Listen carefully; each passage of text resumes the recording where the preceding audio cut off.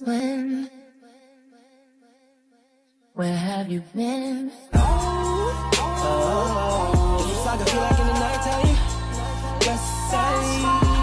Hello mga kumari kong chismosa at mangungutang. O tingnan nyo naman, ganda-gandahan ako ngayon.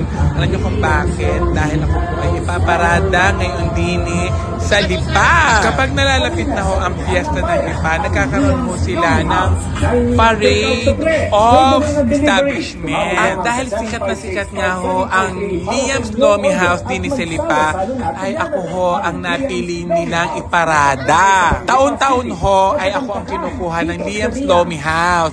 Ang taray, loyal sila sa akin at loyal din ako sa kanila.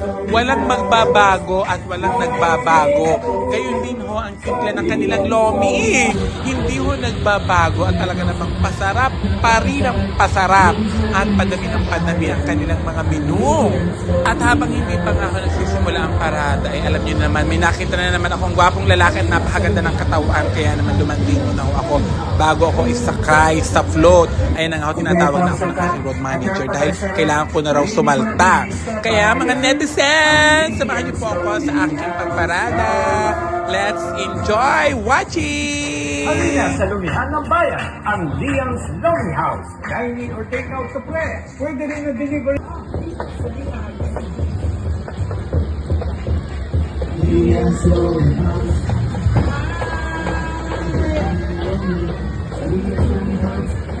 Maraming salamat po sa... Gusto niyo ng tumbler? Kung gusto niyo tumalon nga kayo, magsigawan! One! Gusto niyo mga kaibigan? Ayan, magandang umaga po. Ang dami ko po dito ay 500,000 pesos. Dahil nandiyan po si Mr. Ian Veneracion. Hi Sir Ian, pareho po tayo ng talent team. I have 500,000 PM. Hi, Papa Ian. Happy Fiesta! Bayan ng Lipa!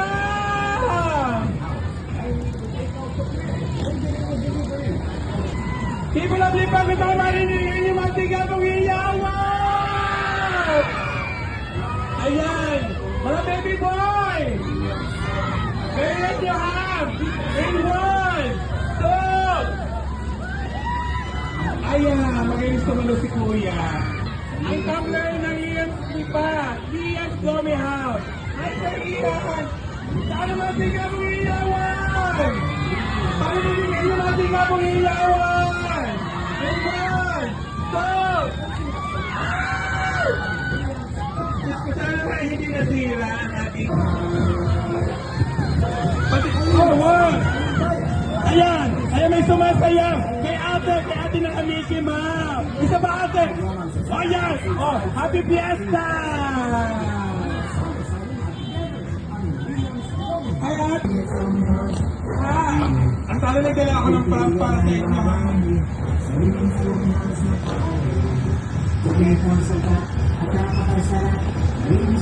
Hi! People of Lipa!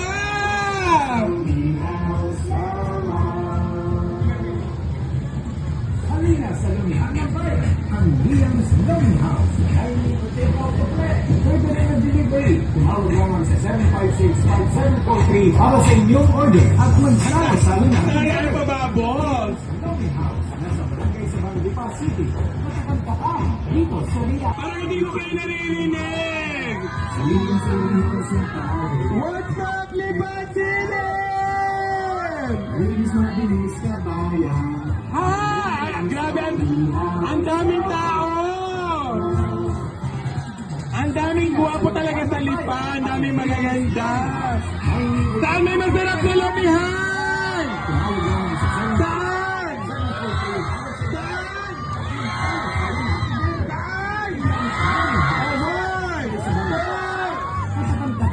Dito sa Liam.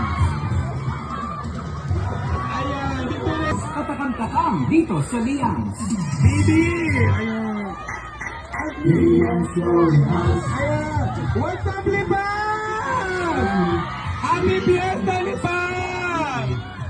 Ayan, maraming salamat sa Liam's Lomi House sa laging pag-invite sa... Masaya kayo na nakita niyo ako?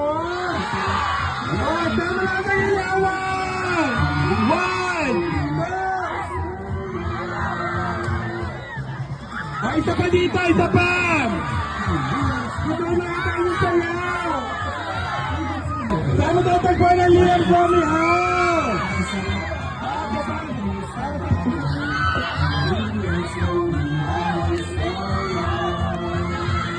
Ayan! Saan na sayaw? Ayan, ayan. Ayan si ate, ate! Ate! Ayan, thank you people of Lipa. Ay, parang dito. One, two. Ayan. Ay, Pogi. Ayan, Mihan. Saan? Parang dito. One, two. Ayan, thank you so much. Napakaganda at napasumihan. Patakam-takam dito sa Liam. Ayan, thank you so much, Liam. Ayan, grabe kayo. Thank you sa inyong pag-support sa at pagmamahal sa akin. People of Lipa! Ang Liam's Lonely House. What's up, Lipa City? Sa Liam. Naku, kailangan ako ng energy.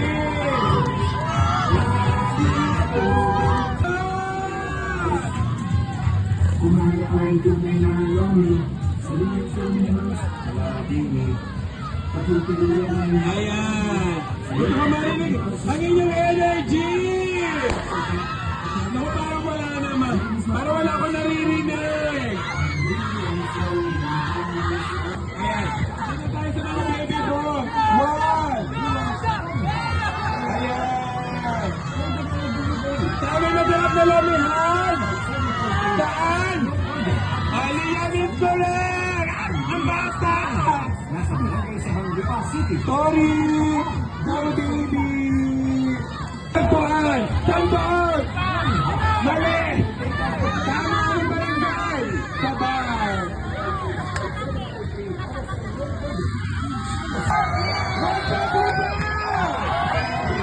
I can hear you!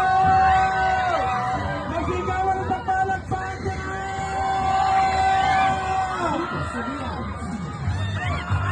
Dito! Dito! Kumain tunay na lonely. Sa Liam's Lonely House. Palagi sa Liam's Lonely House na palagi. Kuya, pasalamatan sa kuya! Sabihin niyo, fiesta! Happy! Happy!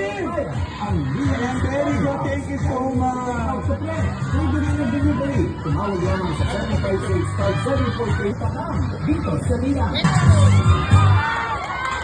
Tama na ang ilawan! Tama na ang balamihan! Saan? Kasi ka balamihan! Pagpilihan ng marami sa Liam's Lonely House na palagi. Ayaw mo!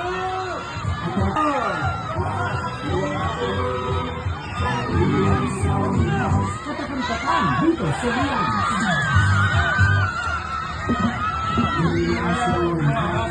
Ayan! Kumain tunay na Tama na lahat! Tama na ang ilawan! pagpilihan ng marami. Hey! Ano?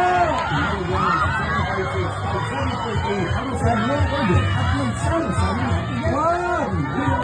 Bigay ko ang sagot at napag-isa. Malinis na bilis. Saan? Ang Liam's Lonely Andito! Kanina sa lumihan ng bayan. Ang Liam's Pag sinabi ng happy, sabihin niyo fiesta! Happy! Happy! Happy! Happy! Happy! Happy! Ayan!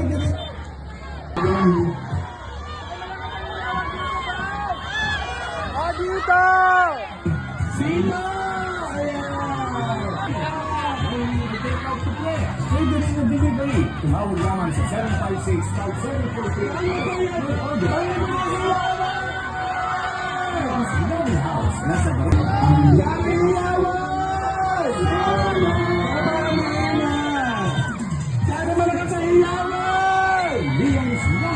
dito. Pwede rin na delivery. Tumawag lang ang Liam's Lonely House. Liam's Lonely House. Dahil sa tampo. Lagi tayo i-invite ang Liam's Lonely House.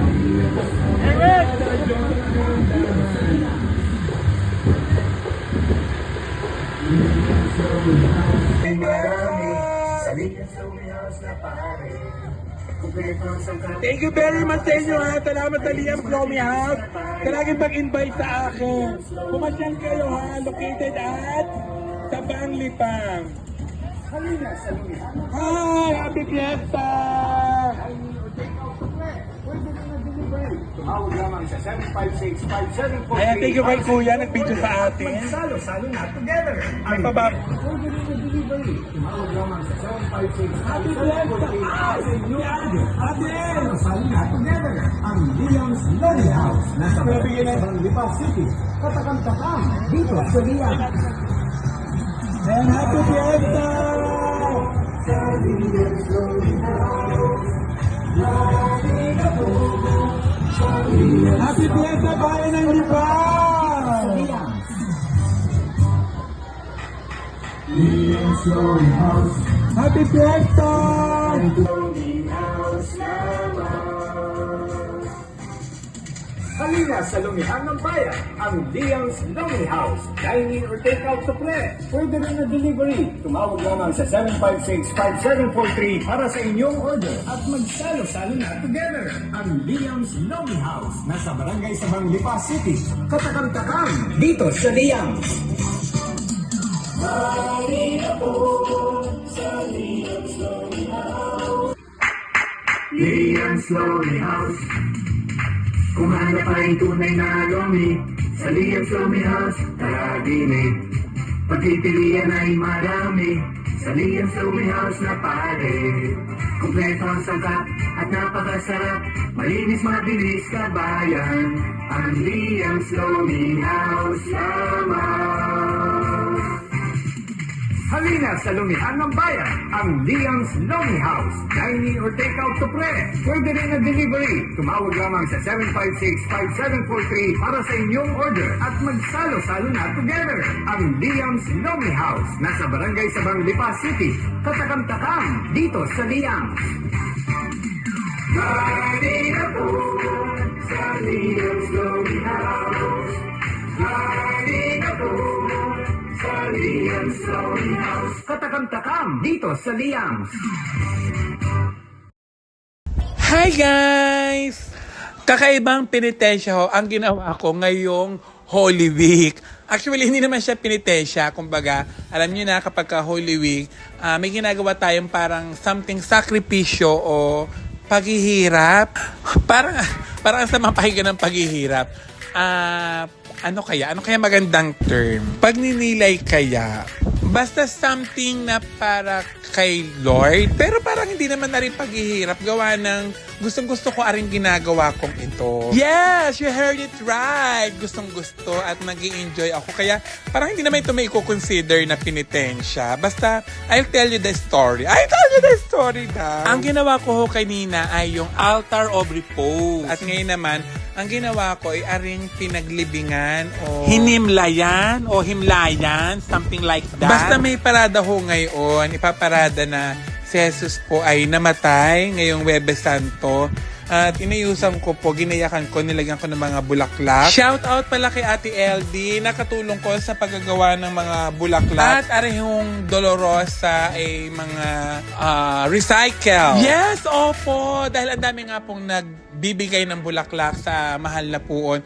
Meron pong mga nagbibigay ng mga dry flower, dry leaf, o tsaka yung mga parang abaka. So, inipon po namin iyon para siyang gawing pan-decoration para sa float ng Dolorosa. Yes! Very aesthetic po ang float. At ang nakakatuwa, nakatipid naman po kami. Sa totoo lang ho, napaka-religyoso po talaga ng mga taga Batangas. Especially dito po sa bayan ng Lemery. At ang dami pa rin po namin mga paniniwala o mga ginagawa na hindi pa rin po namin isinasantabi o binabaliwala. Tagalog na Tagalog yung isinasantabi. I mean, yung pa rin namin, ginagawa pa rin namin. Like, yung pong paalay. Marapit na po ang buwan ng Mayo. So, yun naman po ang sunod namin mga activities na gagawin. Yung pag-aalay ng bulaklak sa Birheng Maria. Ganito ko ho, ipinagdiwang ang aking Holy Week, ang Huwebes Santo, Biyernes Santo, Sabado de Gloria at Linggo ng Pagkabuhay. Di na lamang ho ako sa simbahan, halos tumira. At alam nyo ga po, naalaala ko nung ako po ay medyo kalakasan pa. So, ibig sabihin matanda na. Hindi, I mean, nung kabataan ko, ang hilig po namin mga kabataan ay Station of the Cross sa bundok. Diyos ko, as in nakakapagod po talaga yung ginagawa namin. Umakit kami na bundok, doon kami nag-Station of the Cross. At talaga namang hingal na hingal kami. Pero ngayon ho na, Diyos ko po, ang edad namin ay medyo tumanda na. Parang hindi na ho namin kayang gawin iyon. Kaya yung mga barkada ko, yung mga tropa ko, ini-encourage ko na lang na sila na wag na muna tayong magbisita iglesia o mag-Station of the Cross. Sabi ko, tulungan na lang na muna nila ako na mag-decorate din sa simbahan. Ayun na lang muna ang gawin namin penitensya. Bigla ko tuloy na alaala, alam nyo, nung unang panahon talaga, hindi nung naman dati, halos 14 na simbahan, kami nagbibisita iglesia. Tapos kada isang simbahan, isang Station of the Cross. Tapos ayun na nga, dahil nga sa sobrang init na ngayon, talaga namang parang, Diyos ko, baka ma-stroke ka sa kainitan ng araw habang nagbibisita iglesia. Eh di ang iba ginawa ng 7 simbahan na lamang ang pinupuntahan. Tapos kada isang simbahan, 2 Station of the Cross.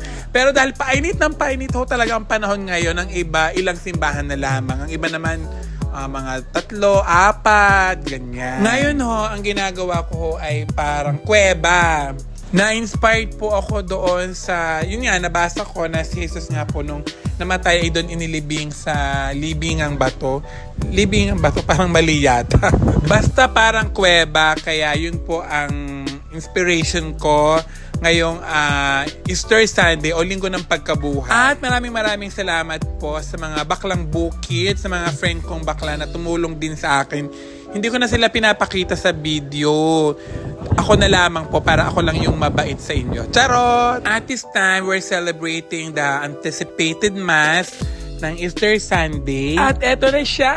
May kita nyo yung kabaklang pinaggagawa ko sa buhay. Ang libingang bato inspired. In 5, 4, 3, 2, 1!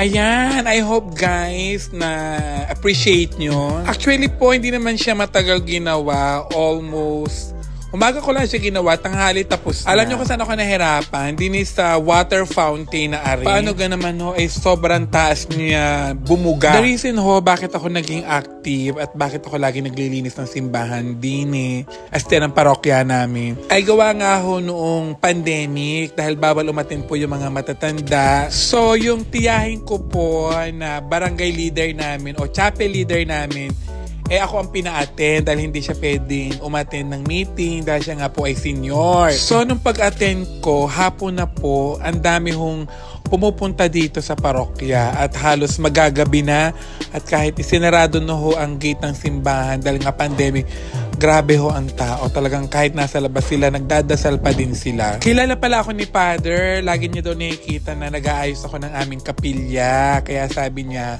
baka naman daw magagayakan ko din aring parokyang aring. Kaya naman ako naman ay tuwang-tuwa dahil sobrang gusto ko nga pong maggayak ng mga simbahan. Gawa ng biga po pagkapag nasa Maynila ako, lagi akong pumupunta sa Santo Domingo Church.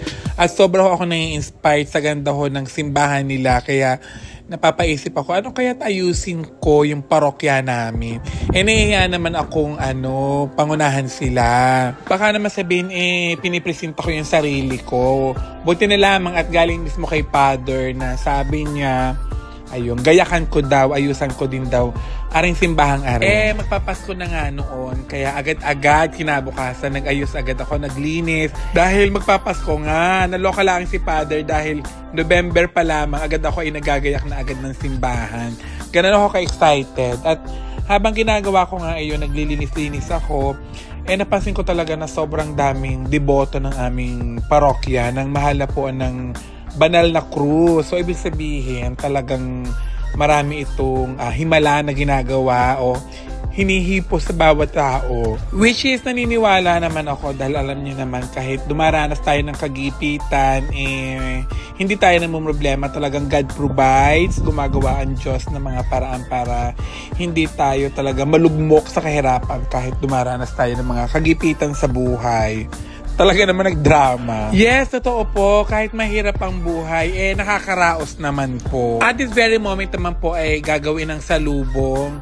Kaya bigla ako napaisip. Sabi ko, next year kailangan maganda na rin ang decoration ng salubong. Paano ka po ay nakita ko sa ibang lugar, ang ganda ng kanilang presentation. Kaya maraming salamat sa mga friend kong bakla na tinulungan din ako mag-ayos na rin. Ayan, salubong na ari. Baka naman masyado nyo na akong purihin, sambahin. Hindi lang po akong gumagawa niya. May mga friend din po ako. Tsaka yung mga baby boy ko, tinutulungan ako. At tsaka yung mga youth ng simbahan. Kinaumagahan nga po. Ayan, Easter Sunday. Ay, niritoke ko aring aking falls. Tinanggal ko na yung falls. Dahil masyadong mataas. Yung fountain, nababasa yung cave. Ayan, niretouch ko. Tinanggal ko na yon. Nilagyan ko na lamang ng mga isda-isda yung tubig. Tapos, ayun, nilinis ko. Tinanggal ko yung mga confetti dahil masyadong makalat. Parang 1 week yata din o 2 weeks. Basta, masayang-masaya ako kapag kami mga nagpapapicture. At sa totoo lamang po, hindi ko po talaga ako nahirapan dahil nag-enjoy ako Gusto ko yung ginagawa kong ari. Dahil I'm ano yun tawag doon? I'm artist of God. Ang taray, artist ako ni Lord. At sana yun sa may mga talent din ganito, huwag kayong mahiyang i-share ito sa inyong barangay, sa inyong community. Kasi ang sarap sa piling. Bye!